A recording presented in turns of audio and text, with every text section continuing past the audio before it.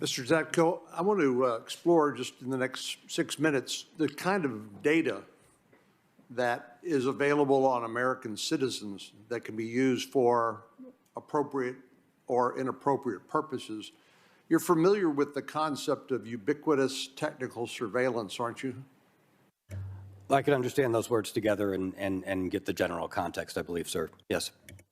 Basically, all of the cameras that are publicly posted, data on your smartphone, you've already talked about geolocation data, the type of transactions you engage in, where your home is, how much you paid for it. Even Google Earth may have taken a picture of your home or your place of business. So there's already huge volumes of data available for whatever purposes, even above and beyond what social media collects, correct?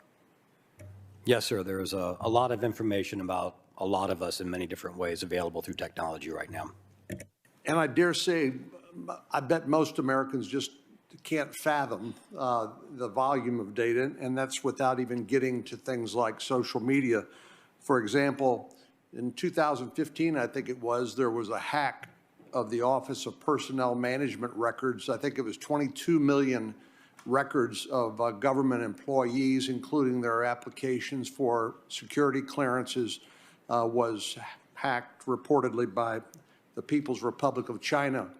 And then if people decide that they want to figure out their family ancestry and use one of the DNA testing companies, my understanding is much of the testing is outsourced to places like China, where obviously it's not secure from Chinese government access.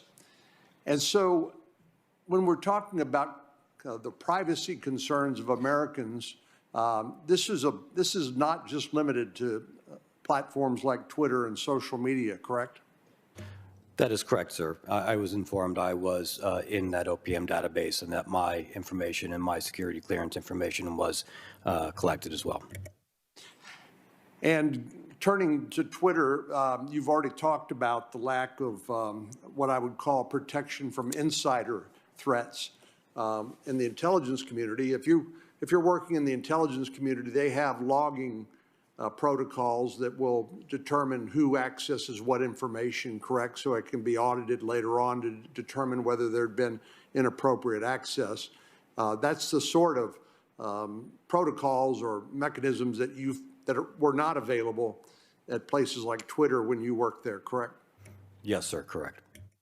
And so anyone who could get access to that information could, on top of all the information that I asked you about earlier outside of social media, if you look at the cumulative data picture, is that the kind of information that foreign governments like the People's Republic of China are regularly accessing for their purposes?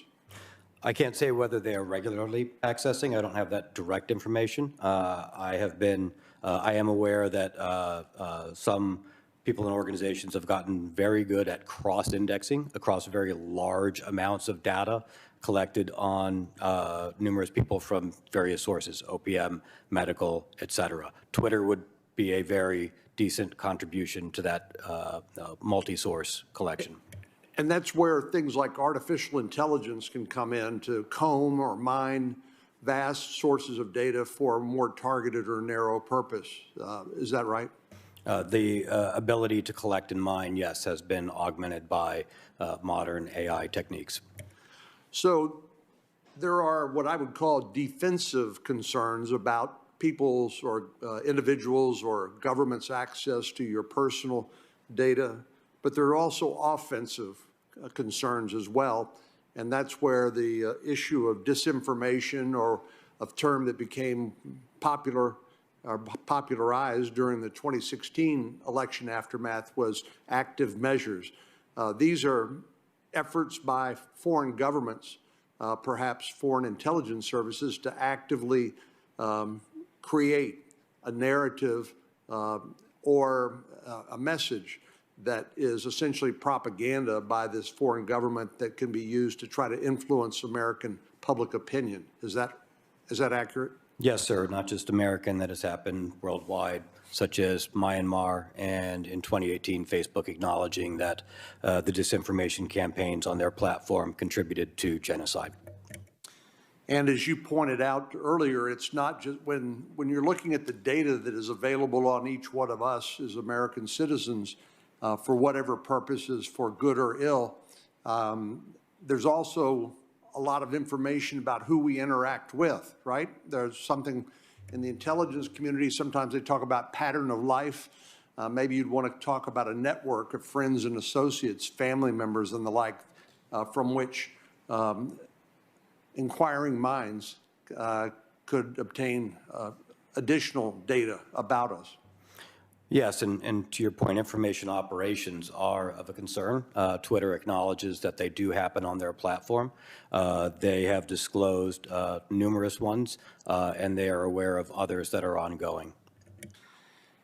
I'm aware that TikTok, which is a Chinese company, I believe, and even Instagram, which is owned by Facebook, have 13-year-old age restrictions in terms of their terms of use.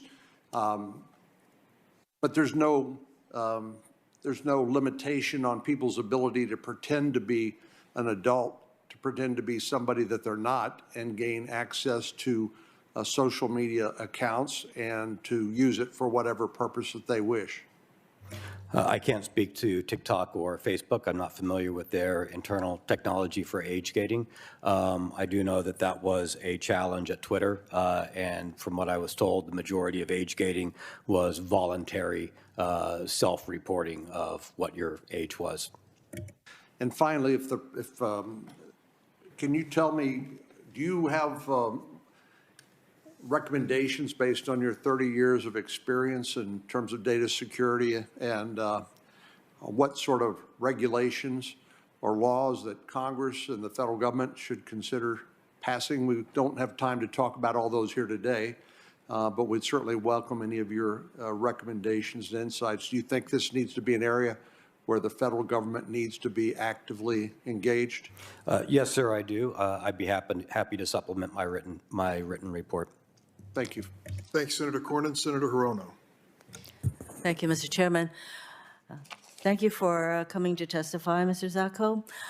Your testimony and all of your responses to the various questions we asked you says to me that the situation regarding data security and national security issues with regard to Twitter is massive, and that Twitter is not doing very much to be helpful at all. In fact, there are major disincentives to Twitter doing anything, to spending the time or the resources to address the concerns that you raise. So, for example, the FTC, very out-resourced with regard to trying to keep Twitter under any kind of even a consent decree that was entered into back in 2011.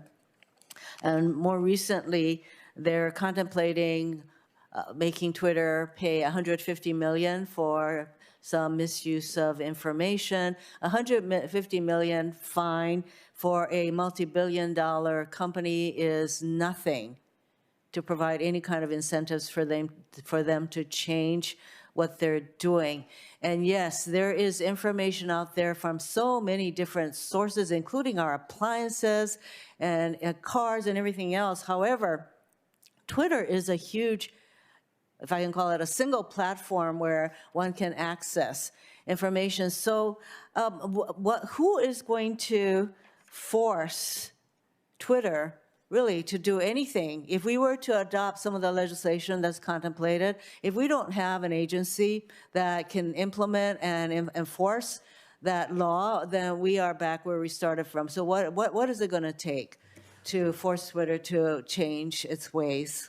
Well, this starts at the top in Twitter, and you need an executive team that is willing to go in and say, you know, the executive team themselves acknowledged, and I heard them say, we have 10 years of unpaid debt here that at some point we really need to get ahead of. They need to prioritize that. And to my understanding, you know, a board's primary role is to make sure the right executives are in charge of the company, the CEO in particular, to make sure they are sending the company in the right direction. This needs to be a long-term incentive rather than short-term incentives for the companies, because the short-term incentives just mean that they're going to tactically run from fire to fire and not actually pay down debt for a long-lived, valuable company. So your description of Twitter, though, is they're mainly focused on the short-term monetary incentives. Who's going to force them to look at the long term? Do people need to go to prison? I mean, what do we need to do to get Twitter to, at least, from what you're telling me, they cannot even identify foreign agents in their midst? Yes, ma'am. And, to be blunt, some foreign agents will probably be pretty good and difficult to identify, but some were, in this case, not. And they're only, to my awareness, being identified when they're brought to them. They're not even attempting to. I think holding people accountable is a good start. I think that is something that people are concerned of. But you can only hold people accountable if you can measure and quantify what their targets are and what changes need to happen. And if you say, such as what I saw, Twitter needs to have a mature software security program, that's a very ambiguous and qualitative term. So holding accountability and setting quantitative goals and standards that can be measured and audited independently